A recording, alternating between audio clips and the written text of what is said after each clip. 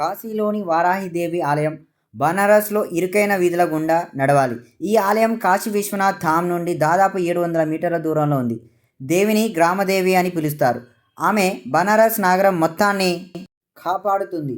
దేవి రాత్రంతా కాశీని కాపాడుతుందని మరియు తెల్లవారుజామున ఆలయానికి తిరిగి వస్తుందని నమ్ముతారు.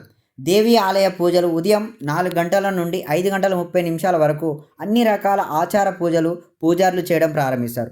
భక్తులు మరియు యాత్రికులు 7 గంటల 30 నిమిషాల నుండి 9 గంటల 30 నిమిషాల వరకు మాత్రమే దర్శనానికి అనుమతిస్తారు. తర్వాత దేవి నిద్రపోతుంది కాబట్టి ఆలయం మూసివేయబడుతుంది.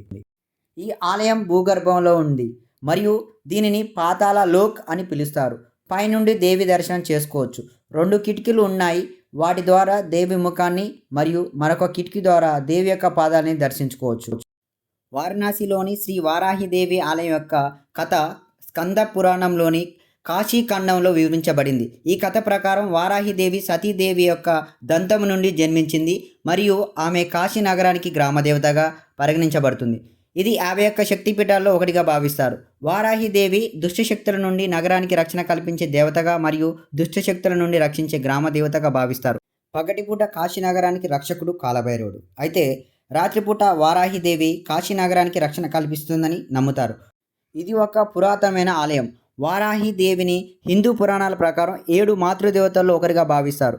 ఈ ఆలయంలో ఆమెను వరాహ ముఖంతో 8 చేతులతో దర్శనం చేసుకోవచ్చు. చాలామంది అనారోగ్యం, కోర్టు కేసులు మరియు దుష్టశక్తుల బెడద నుండి ఉపశమనం కోరుతూ ఈ ఆలయానికి వస్తుంటారు. సో చూశారు కదా, ఇలాగే మరిన్ని ఇంట్రెస్టింగ్ వీడియోస్ కోసం కాశీ మహాదేవ్ 326 యూట్యూబ్ ఛానల్ని సబ్స్క్రైబ్ చేసుకోండి. కాశీలో రూమ్స్ బుకింగ్స్ కోసం లేదా గైడింగ్ కోసం స్క్రీన్ పైన ఉన్న మా నెంబర్స్కి కాల్ చేయండి. Thank you so much.